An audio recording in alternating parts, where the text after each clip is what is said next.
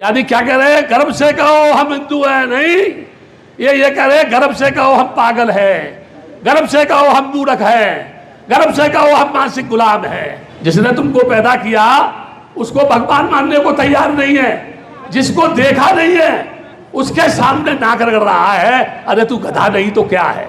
अरे के सारे अय्यास, पाखंडी, बदमाश और ढोंगी है जिनकी हम पूजा करते हैं, तो हम बदमाश नहीं होंगे। हिंदू न वेद में, न कुरान में, न पुराण में, न दर्शन में, न भागवत में, न उपनिषद में कहीं भी नहीं है। फिर भी हमारे देश के पढ़े लिखे लोग बोलते हैं गर्व से कहो हम हिंदू हैं। अस्सलामु अलैकुम वरहमतुल्लाहि वबरकातुहू। दोस्तों, उम्मीद करता हूँ कि आप हजरात आफियत, खैरियत और ईमान की सेहत और सलामती के साथ होंगे। अल्लाह सुब्हानहू व तआला ऐसे आप खुश और ईमान की सलामती के साथ रखे। दोस्तों, इस वीडियो का मौजू बहुत ही अहम है। आज आपकी खिदमत में नए मॉडल की, नई तरह की हम वीडियो लेकर हाजिर हुए। बस आपसे एक रिक्वेस्ट है, वीडियो को आखिर तक ज़रूर देखें, क्योंकि इस वीडियो के अंदर बहुत कुछ अलग होने वाला है। एक पंडित गैर मुस्लिमों को यानी कि हिंदुओं को नसीहत कर रहा है कि जिसने तुम्हें पैदा किया तुम उसकी तो परस्तिश करते नहीं हो, उसको तुम खुदा मानते नहीं हो, और जिन मूर्तियों को तुमने अपने हाथ से बनाया उनकी तुम पूजा करते हो। तुम कैसे अहमक हो, पागल हो, बेवकूफ़ हो, गधे हो। आखिरकार वीडियो बहुत ही इंटरेस्टिंग है, बस आप इस वीडियो आखिर तक ज़रूर बने रहें। और साथ में सुनेंगे डॉक्टर जाकिर नायक को भी कि वो क्या जवाब देते हैं इसी के अकॉर्डिंग। तो आइए, आपका वक्त ज़ाया ना करते हुए हम आज का टॉपिक शुरू करते हैं।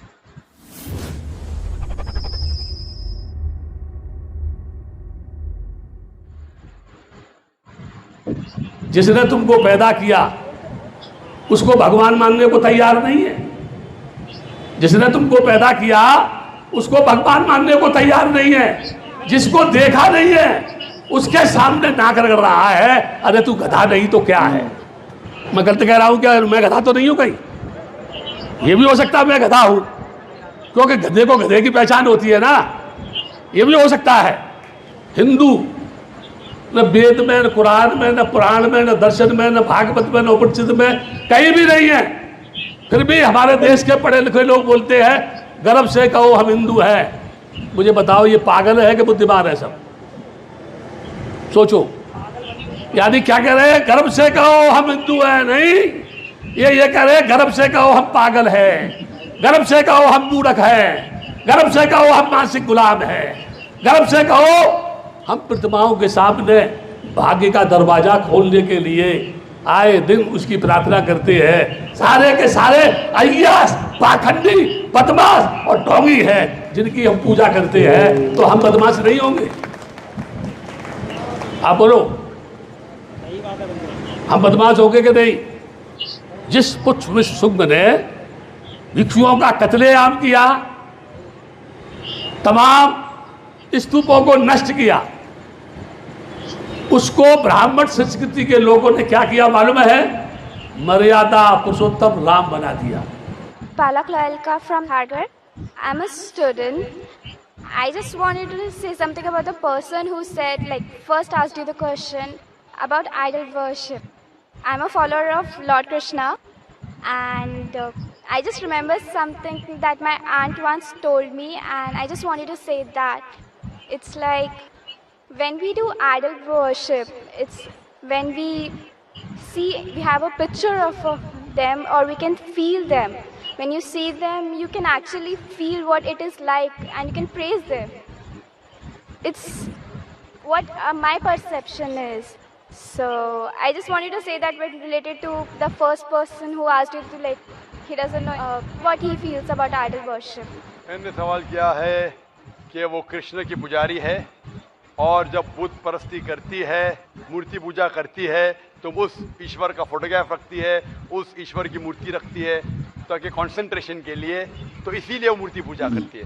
बहन, आपकी हिंदू धार्मिक किताब में लिखा है कि मूर्ति पूजा गलत है, और मैं कई बार कह चुका हूँ, फिर से दोहराता हूँ कि लिखा है श्वेताश्वेतर उपनिषद में चैप्टर नंबर 4 मंत्र नंबर 19, और यजुर्वेद में अध्याय नंबर 32 मंत्र नंबर 3 में, न तस्य प्रतिमा अस्ति, उस ईश्वर, उस भगवान की कोई प्रतिमा नहीं, कोई फोटोग्राफ नहीं, कोई पिक्चर नहीं, कोई पेंटिंग नहीं, कोई बुत नहीं, कोई मूर्ति नहीं। आपकी मजहबी किताब में साफ तौर पे लिखा है मूर्ति पूजा गलत है, फिर भी हिंदू धर्म के अधिकारी पंडित मुझसे कहते, मैं जब कहता हूँ आपकी मजहबी किताब में साफ लिखा है गलत है, क्यों करते आप मूर्ति पूजा, तो वो कहते हैं कि मूर्ति पूजा करते हैं, मानते हैं गलत है, लेकिन मूर्ति पूजा करते कंसंट्रेशन के लिए।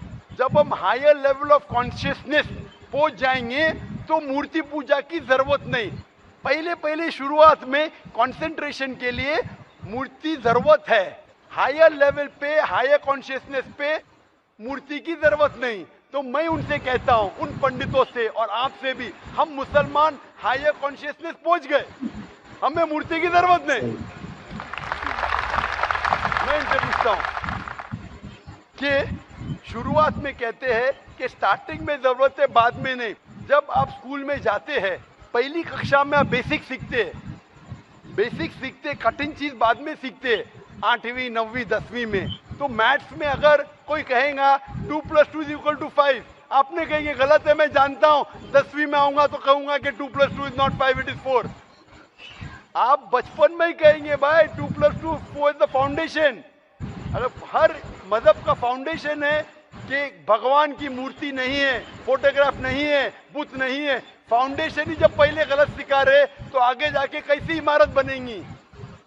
तो इसीलिए इन पंडितों से जब मेरी बहस होती है, गुफ्तगू होती है, वो जवाब ही नहीं दे सकते। वो बोलते मानता हूं कि हमारी मजहबी किताब में गलत है, लेकिन फिर भी इनिशियली कंसंट्रेशन के लिए। तो मैं कहता हूं कि हम मुसलमान इनिशियली भी हमें जरूरत नहीं मूर्ति की ना बुत की, हमें हमेशा हक बात कहना चाहिए। और ये साफ तौर पे लिखा है सारी मजहबी किताबों में, चाहे हिंदू मजहब की किताब हो, ईसाई मजहब की, यहूदी मजहब की, इस्लाम मजहब की, मूर्ति पूजा गलत है और हराम है और हमें इससे दूर रहना चाहिए। हमें खुदा के कलाम पे, खुदा के अहकामात पे अमल करना चाहिए, ये दीन के ठेकेदारों के नहीं। अगर आपको लगता है कि जाकिर गलत है, जाकिर को भी छोड़ो, जाकिर इस्लाम में 0 है। अगर जाकिर वो बात कर रहा है जो खुदा से मिलती है, जो आखिरी पैगंबर से मिलती है, इसीलिए मैं हवाला देता हूँ, चैप्टर नंबर वर्स नंबर। इतने हवाले थोड़ी फेंक रहा हूं मैं, आप चेक करो और जाके तहकीक करो, संतुष्ट हो जाएंगे तो अमल करो। तो मैंने इतने हवाले दिया हूं बहन, आप मानते हैं कि बुत परस्ती गलत है अभी? Sir, I completely agree with what you said. माशाल्लाह, आप अग्री करते हैं लेकिन अमल नहीं करते। There's another point of it. So, honestly, I am not such a religion follower. I just believe that I have a God, and even today, I haven't read many of the books of religion. I've just read Bhagavad Gita, and When Bhagavad Gita does it say that you have to do idol worship? Sister, I don't want you to be very religious. At least be little religious. And the basics of religion is that idol worship is haram. Idol worship is forbidden. I am asking you where, which chapter, which verse of Bhagavad Gita tells you that you have to do idol worship? Which verse? so I would like to say the reason I believe in idol worship. It is when I have a problem, a very big problem, all I do is I close my eyes, visualize and feel my Lord, that is Lord Krishna whom I worship. And it just makes me feel so much better. I get so much strength that I know I'm ready to face anything that comes. Oh, I will give you the reply. Sister, if you read Bhagavad Gita, chapter number 7, verse number 20, it says that those whose desire has been stolen by material things, they do idol worship. Verse number 21 says that if you worship the false god, God will fulfill your wish, you will go to the kingdom of the false god. So Bhagavad Gita says that if you worship false god, he will fulfill your requirements, but you will go to the kingdom of the false god. Same thing is mentioned in the Quran. Allah gives you, even if you worship wrong things, Allah fulfills your desires and you go more into the depths of darkness. So this is, God is testing you, that do you really worship the true God or do you believe in wrong things? If you worship the wrong thing, Allah fulfills your desires and puts you more in the depths of darkness. You may think that if you ask an idol for wealth, you get wealth. Wealth will not take you to paradise. Following the commandments of God will take you to paradise. So sister, isn't it mentioned in Bhagavad Gita that don't do idol worship? It says those whose intelligence has been stolen by material desires, they do idol worship.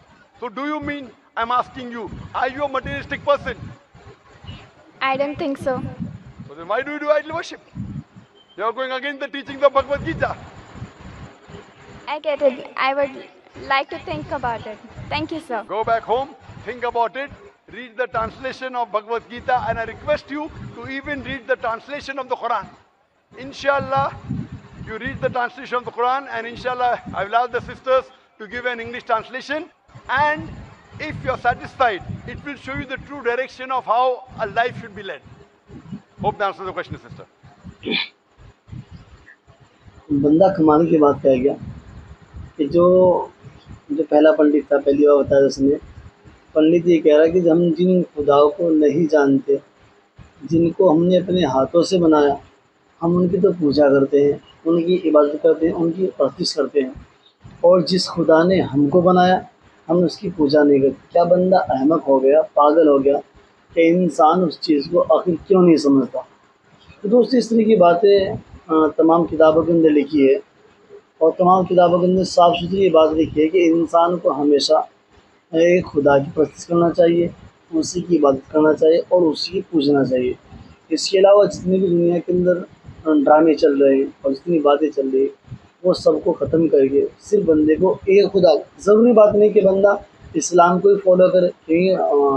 Doctor साहब ने एक बात ज़ाहिर बताई कि बंदा जितनी भी किताबों के अंदर जो एक बात लिखी है, जो एक बात कॉमन है सबके अंदर, यकसान है जिसके अंदर लिखी किताब के अंदर, तो तमाम धर्म वाले उन यकसान को तो मान सकते हैं।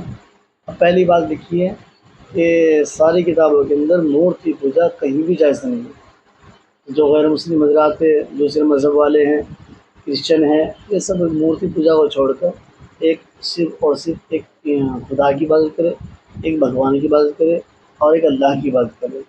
तो दोस्तों, इस तरीके से हम जब लोगों को समझाएंगे तो उम्मीद है कि इंशाअल्लाह एक दिन बात ज़रूर समझ में आ जाएगी। तो दोस्तों, आज के लिए इतना ही काफ़ी।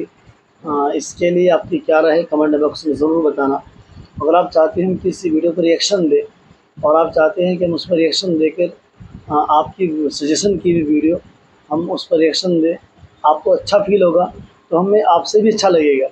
तो आप हमारे अबाउट, इस चैनल के अबाउट में जाकर हमारे वहाँ फेसबुक का लिंक दिया हुआ है, फेसबुक पे जाकर हमें वो वीडियो सेंड कर सकते हैं और आप अपना मैसेज हमें भेज सकते हैं SMS के द्वारा। तो दोस्तों, आज के लिए इतना ही काफ़ी। और फिर इतनी बात ज़रूर है, जिस चीज़ को आप हमें सजेशन करोगे वीडियो पे रिएक्शन देने के लिए, इंशाअल्लाह पूरी ज़रूर कोशिश करेंगे कि हम आपकी बात को रखिए और उस पर रिएक्शन ज़रूर दें। तो चलिए दोस्तों, आज के लिए बस इतना ही काफ़ी। दीजिए अपने भाई को इजाज़त। अल्लाह।